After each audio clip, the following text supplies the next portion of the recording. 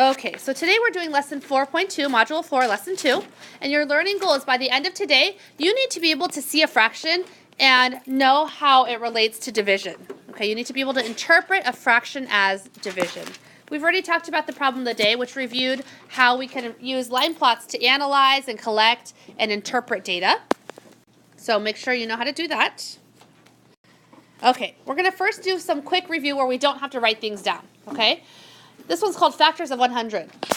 I'm going to show you a missing number. This one, for instance, says 50 times something equals 100, and you guys are going to tell me what factor is missing. 50 times 2 is 100. Very good.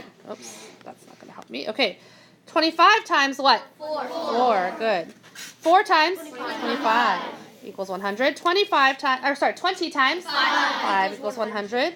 And 5 times 20 equals 100.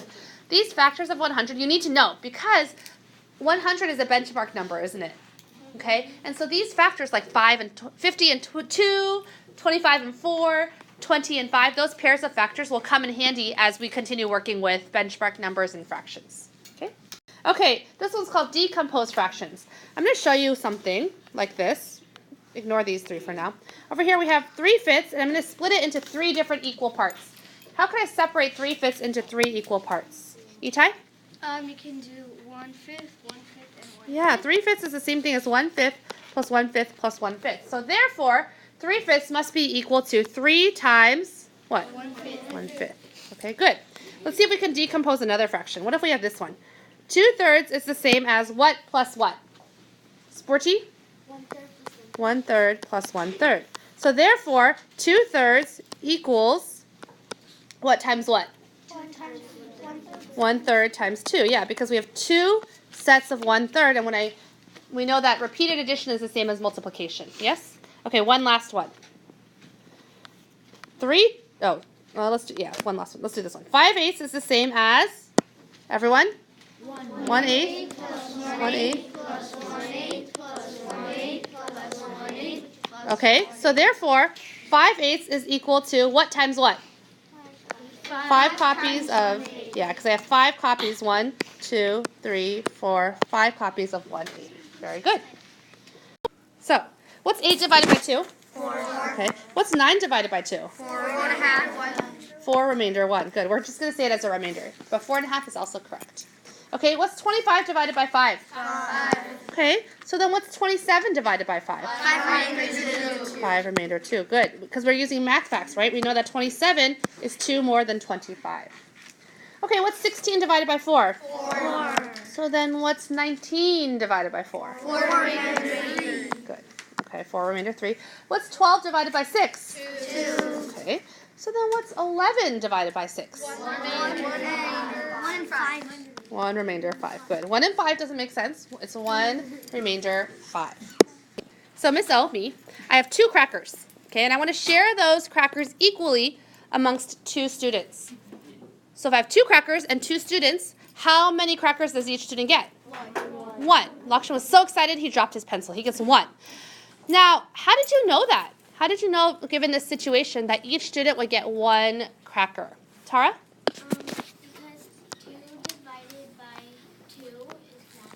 Because I have 2 crackers, I'm going to share them equally. Remember when I told you that division could be sharing or grouping? This one's sharing, okay? I'm going to share them equally by 2 students. And then we know that 2 divided by 2 is 1. Go ahead and write that down. 2 divided by 2 equals 1. Now, what if I want to draw a picture? By the way, this is called a math sentence, a number sentence, right? What if I want to draw a picture? Well, I could draw my 2 crackers, and I highly advise you to draw this picture.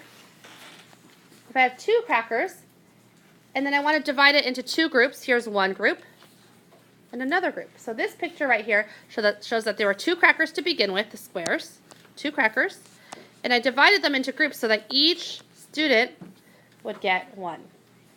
Okay, so this picture represents 2 divided by 2 equals 1.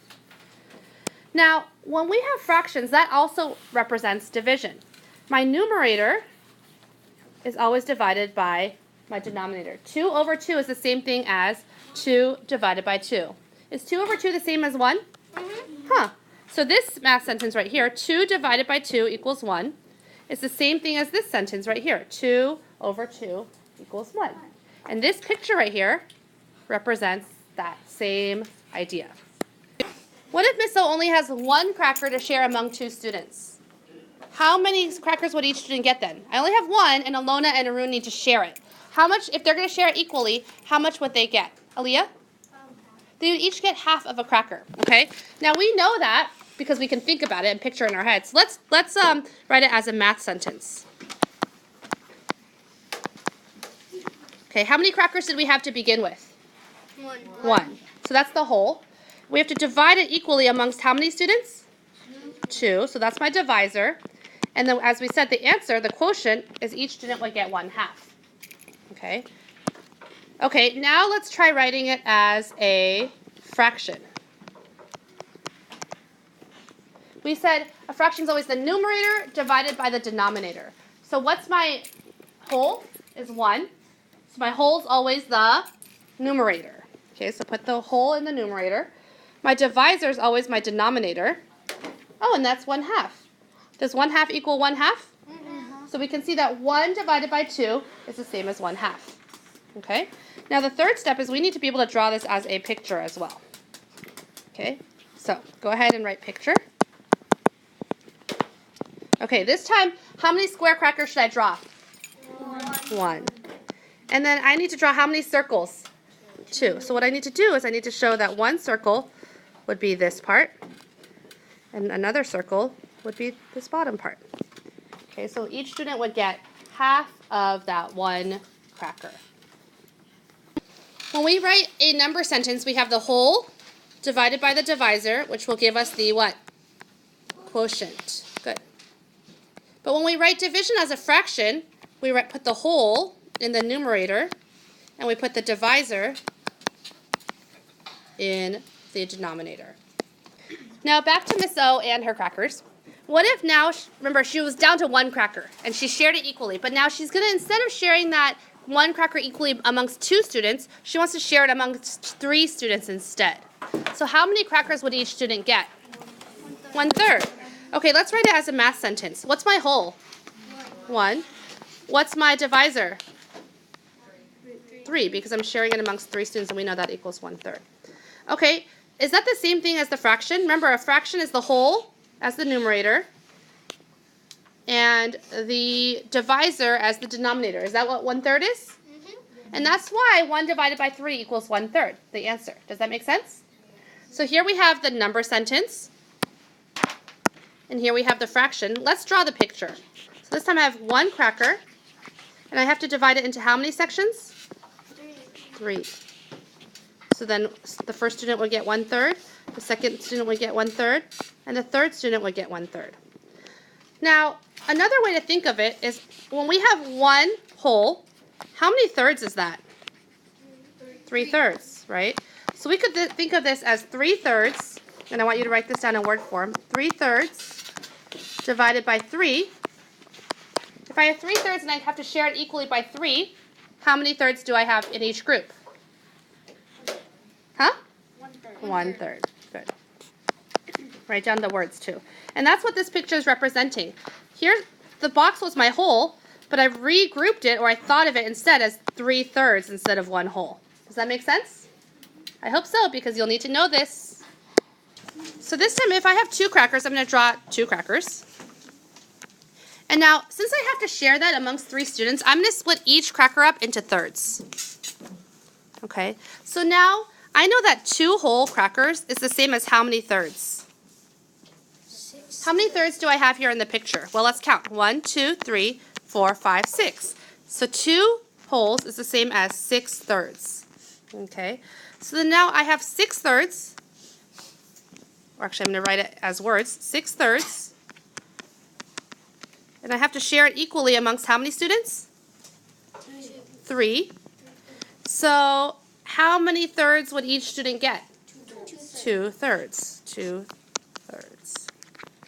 Is that the same thing as 2/3? Okay, so we can represent that in our picture by giving each group 2 thirds. This person has to kind of have like that, and 2 thirds. So we can see that each group, each student would get 2 thirds. So our math sentence then would be our whole is 2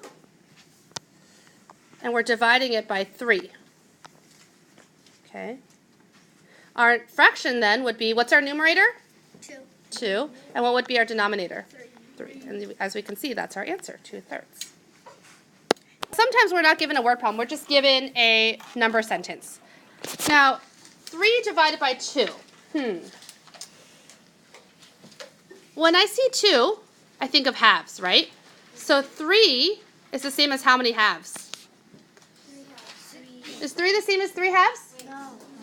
Let's draw it out. If I have 3, if you're ever unsure, draw it out. I have 3, and then I want to divide them each into 2s, right? So how many halves do I have altogether? 6. 6 halves. So let's write 3 equals 6 halves. And then, so then if I have 6 halves, so 3 divided by 2 then is the same thing as 6 halves divided by 2. So if I divide each of these 6 halves into 2 groups, how many halves are in each group? 3 halves. Okay. So is 3 halves the same thing as 3 over 2? How can I simplify that? 1 and 1/2. Okay. Let's see if it's the same when we write our number sentence into a fraction. What would be our numerator? 3. What would it be our denominator? 2. Is that the same thing as our answer that we got? Yes. Very good. The key here is you need to think about how to change the 3, the whole, into a fraction. Okay.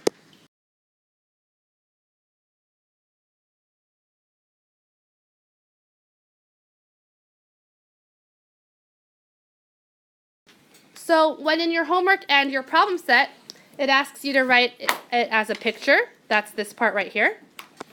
Picture. When it asks you to write it as unit form, it's this part right here, including the quotient.